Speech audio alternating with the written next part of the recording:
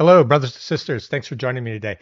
Hey, I did a story a couple of days ago about this think tank came out with a memo that said, hey, Democrats, if you want to start winning votes, we need to stop using certain words and that make us sound like we're the enforcers of woke.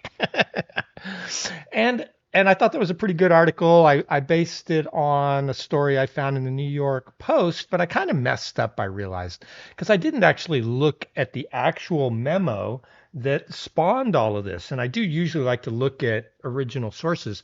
And then later, after I had done the story, I saw a video by one of my favorite American comedians out of Austin. Her name's Bridget Fetisi.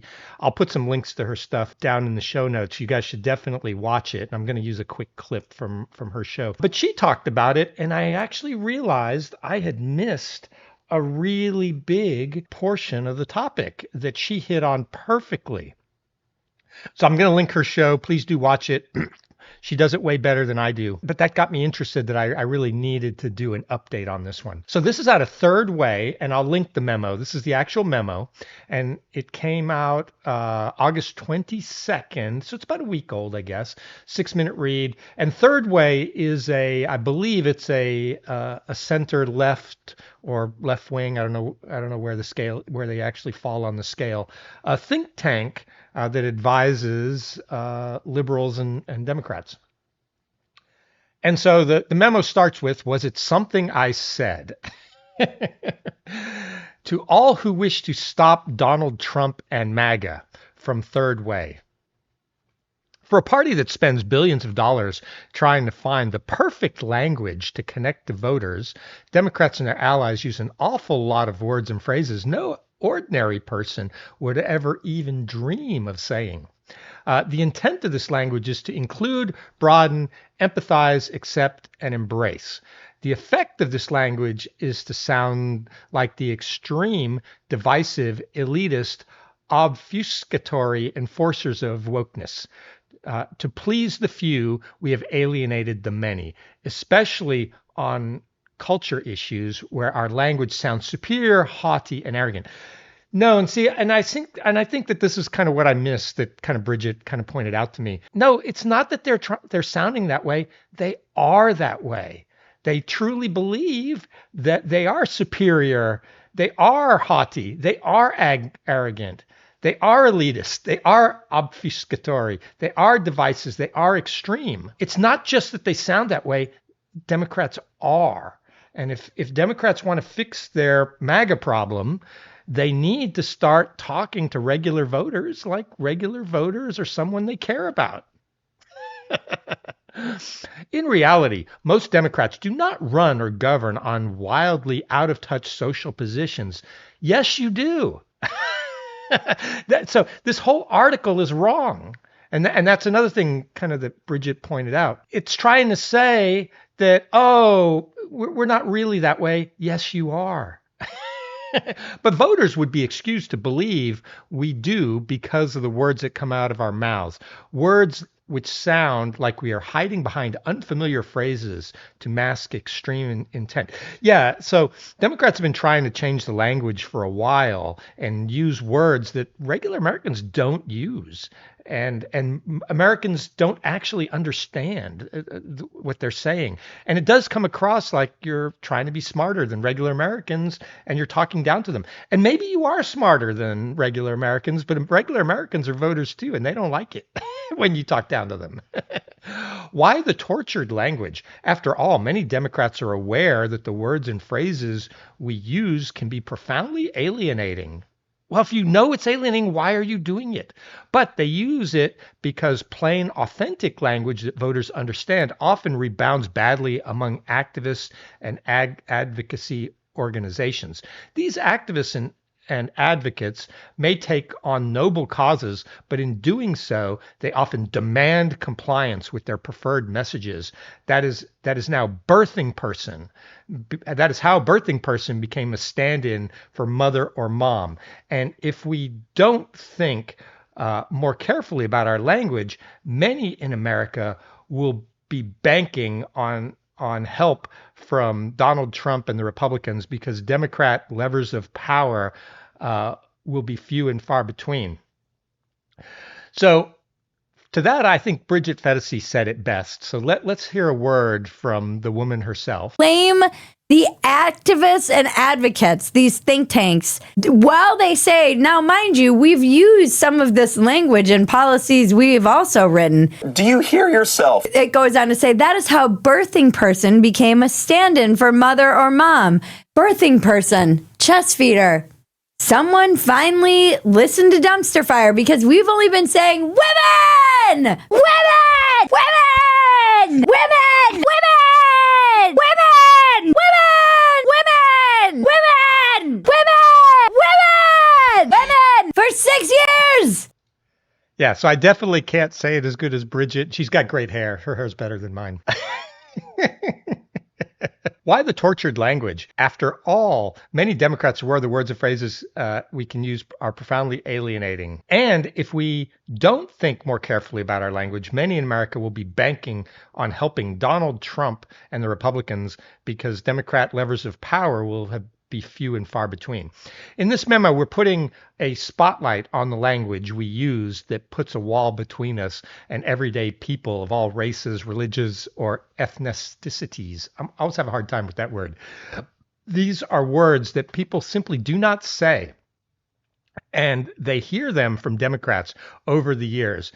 We've read, analyzed hours and hours of focus groups, and we've yet to hear a voter volunteer any of the phrases below except as a form of derision or parody of Democrats. Yeah, 99% of these words, if I say it, I'm making fun of you. It's true.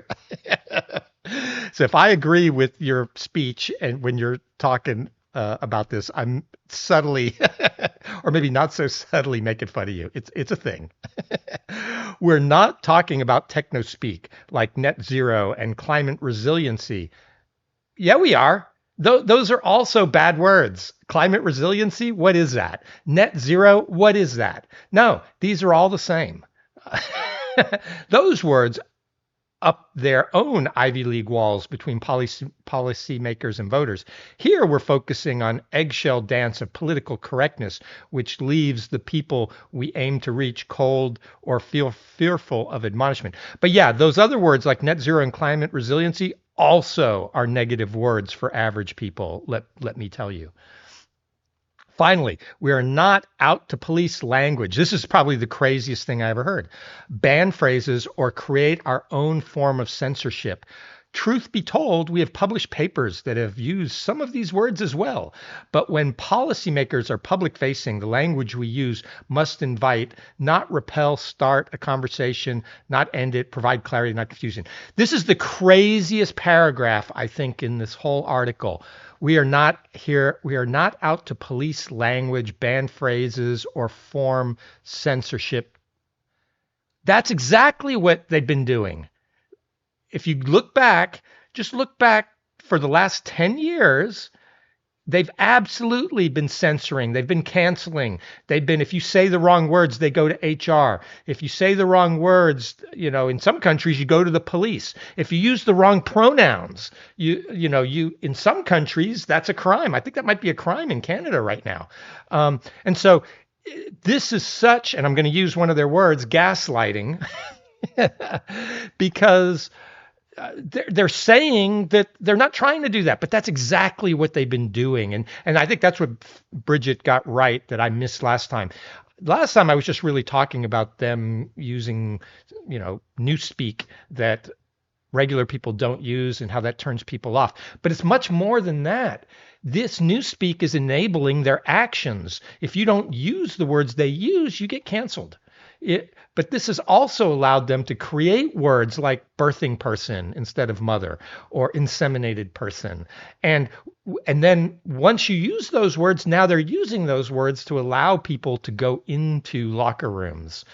So men pretending to be women or men that are delusional and think that they're women want to go into women's locker rooms. Regular women don't like that. And if you don't like me saying regular women, I'm sorry, that's how people talk. And this whole article is about stop talking the way people don't talk. And so these words are giving a platform, a jumping off point to allow people to take these actions to change society that society is not up for. And I think that's why Donald Trump came in. And that's really what Bridget Fedesi pointed out to me. It's much more than the words, it's the actions. And now just the rank hypocrisy of it, because they're saying, oh, we didn't do that. Yes, you did. So let's talk about some more of the words. Therapy speak. These words say, I'm more empathetic than you, and you are callous to hurting others' feelings. Yeah.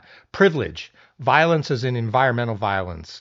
Dialoguing, othering, triggering, microaggression, assault, invalidation, progressive stack, centering, safe space, holding space, body shaming. These are all words that have very specific meanings to liberals who use them, but people that aren't in that group have just been othered. I'm going to use one of their words because they're the ones I'm really speaking to, because you guys are the ones who actually understand these words. We regular people don't understand these words, and that's why Trump is one of the reasons Trump is president today. Be aware of words proliferating in elite circles that have closed off open conversations and have made it uncomfortable for many people to engage in hard topics. Absolutely. Seminar room language. This language says, I'm smarter and more concerned about important issues than you. Your kitchen table concerns are small. So subverting norms, systems of oppression, critical theory, cultural appropriation, postmodernism, Overton window. I still don't know what that is. Heuristic, existential threat to climate, planet, democracy, economy. Yeah, normal people don't talk this way. This is how you talk in university courses when professors are trying to get specific points across. It's not how average people talk. When we use words people don't understand, studies show that a part of their brain that signals distrust becomes more active, undermining our ability to reach them. Yeah, communication is all about people understanding each other. If you don't understand what people are saying, then yes, that causes otherness. These words say, we are beholden to groups, not individuals. People have no agency. So organizer jargon, radical transparency, small d democracy. Ooh, that's a good one. I have no idea what that is. I don't know what small d democracy is. Barriers to participation, stakeholders, the unhoused. Yeah, just say homeless, food insecurity. Just say, people that are starving, people that are not getting enough food. Housing insecurity. Again, I would say people that are likely to become homeless. Person who immigrated. That one's a cool one. That one's one of my favorites because I'm a person who immigrated to America legally. But what the elites do who like illegal immigration is they mix all the legal and illegals together into one bucket. And they really talk about, oh, how can we be so mean mostly to the legals? But they're obfuscating. I'll use another one of your words. With the illegal aliens. And people don't have as much sympathy for them. And they're doing it on purpose. They're not confusing it by mistake. They know what words they're using. They're mixing them all together to get more support. Because lots of people support legal migration. Democrats can fight for poor, hungry, homeless immigrants more effectively if they speak everyday language of those most affected by these issues. Yes, say hungry, say homeless. And when you're saying immigrants, say illegal aliens or say legal. Don't mix it all up. Okay, gender orientation correctness. These say your views on traditional genders are at best quaint. I don't know about that. Birthing person or inseminated person. I'm going to have to go back to, for these, I got to go back to Bridget for a second. Hold on, everyone. Women! Women! Women! Women! Women! Women! Women! Women! Women! Women! And I know some Democrats seem to have a problem defining women. I don't think Bridget does. So birthing person, inseminated person, pregnant people, chest feeding, all of these just say women. Cisgender. When I hear the word cisgender, I know you're just trying to be condescending to me. Because you guys just made that word up, and I don't like it. Anytime I hear that word, I immediately turns me off. Dead naming. Oh, sorry. Caitlyn Jenner used to be Bruce Jenner. I just said it. I just dead named Caitlyn. So I guess that's going to get me in trouble. I will use whatever name you want to call yourself. If your name used to be Charlie and you change it to Fred, I'm fine with that. If your name used to be Bruce but you changed it to Caitlyn, I'll call you Caitlyn. I got no problem. I'll call you whatever your name is. But if somebody makes a mistake and calls them by their old name, or somebody refers to Bruce Jenner as being one of the greatest Olympic athletes that ever lived, because he absolutely was, I don't see anything wrong with that, because he was Bruce Jenner when he did that. But then again, I would also call Bruce Caitlyn now, because that's how he wants to be called. And then again, don't get me wrong. I said he on purpose. Men cannot turn themselves into women, and women cannot turn themselves into men. It's a biological impossibility. People that are going around as the other gender, they're either, in my view, and I'm not a doctor, but I think I speak for most Americans, they either have mental issues or they're just playing dress up for whatever reason. That's it. Men are men, women are women. You're born that way. There's nothing you can do about it in today's science until someone born as a man can get pregnant and carry a child to term. There is no way for a man to become a woman. I have a definition.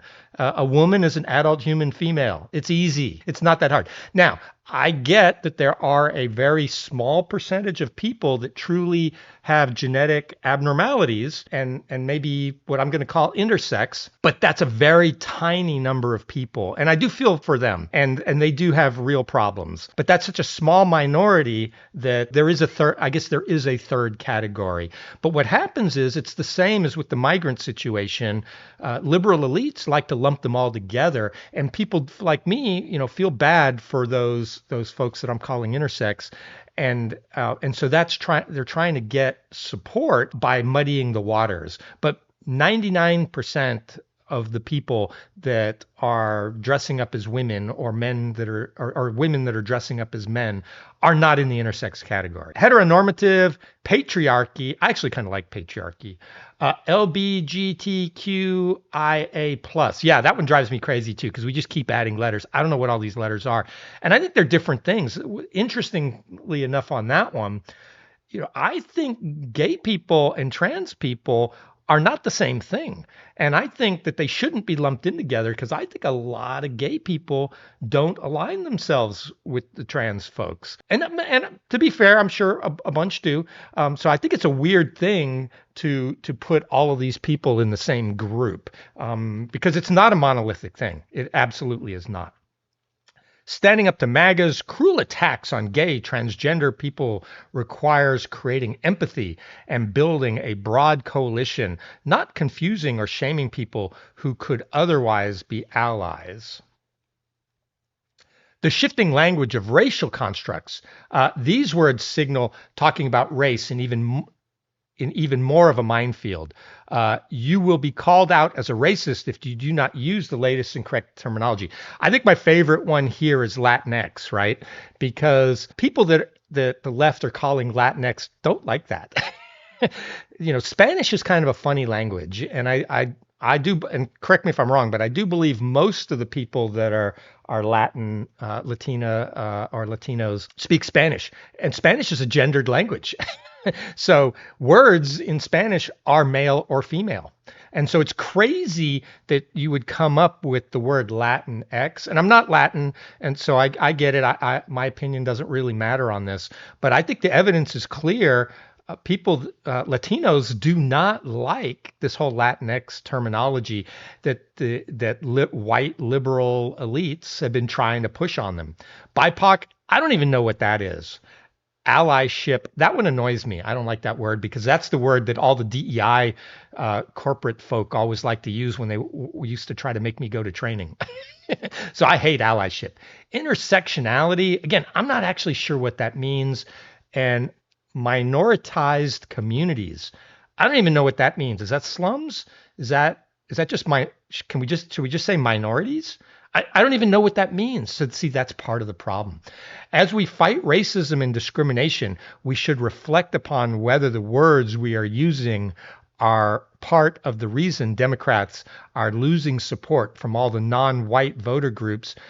We must know when to take a step back and listen instead of peppering our website's fundraising asks and newsletters with sociology buzzwords. Yeah, so see the shifting language of racial constructs. So I'm assuming all of these words have something to do with minorities. And I think the problem is the minorities don't like these words or they don't understand these words, a lot of them, unless they're an activist. And so, yeah, you're turning off minorities. Notice Trump won a higher percentage of the black and the Latino vote than has ever been won before by a Republican. And you guys are turning off your allies. Explaining away crime. Oh, so this was a big one where I used to work because I did actually work in a justice involved business that actually tried to start using these words. So I am experienced with this one. This says the criminal is the victim is an afterthought. So justice involved, carceration. Oh, I haven't heard carceration. Incarcerated people, involuntary confinement. Yeah. So another little known fact, I used to work for a company that was in the justice involved industry.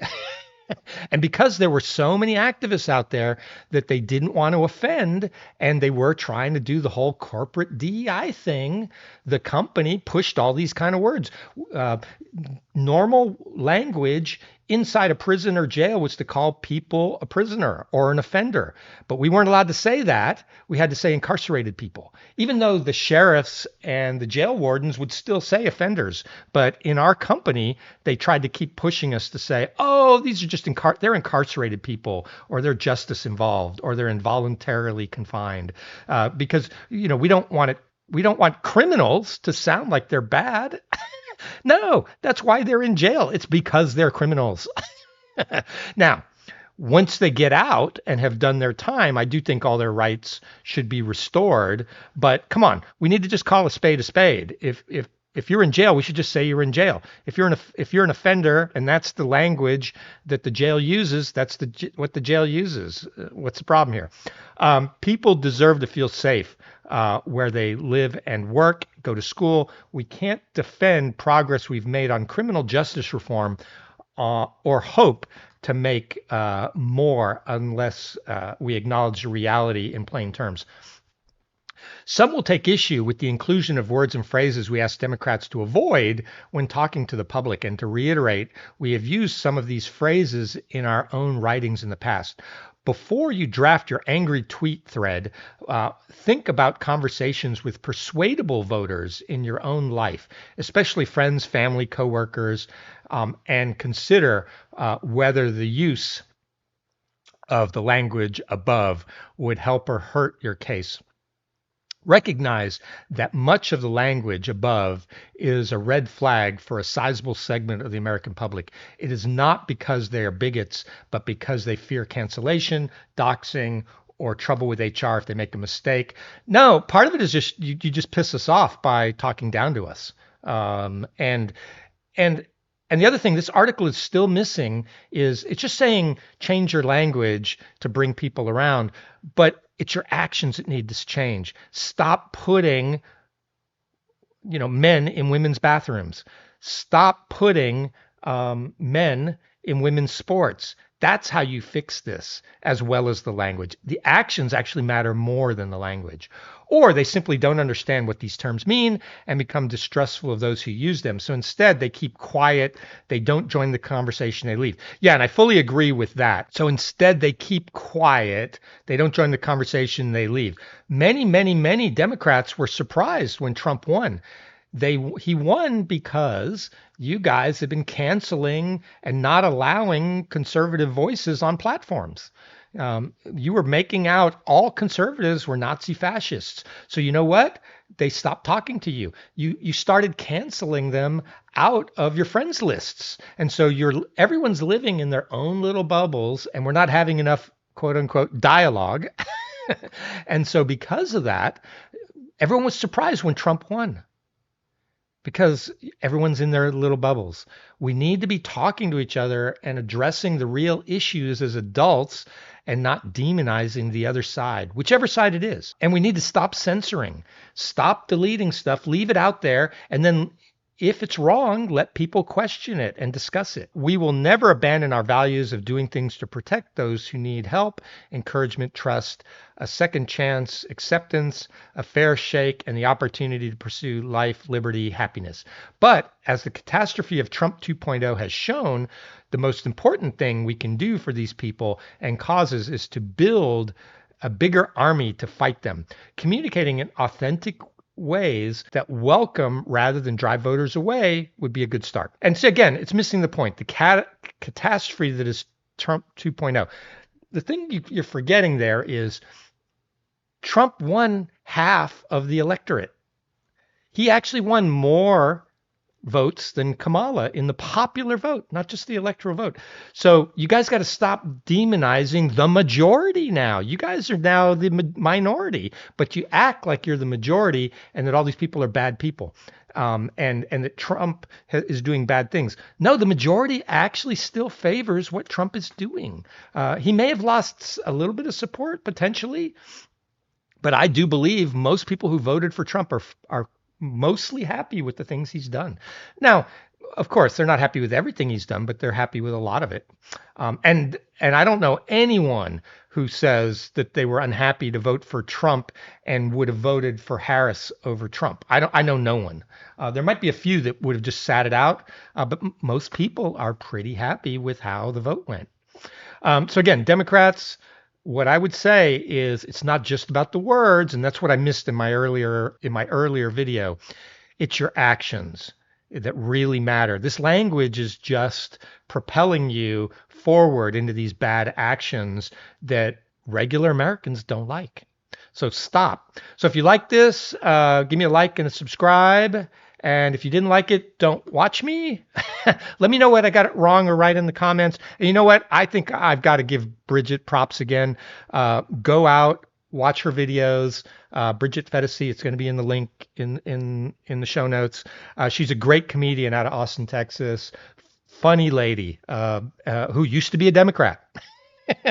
Let's just let Bridget give us our outro. Women! Women!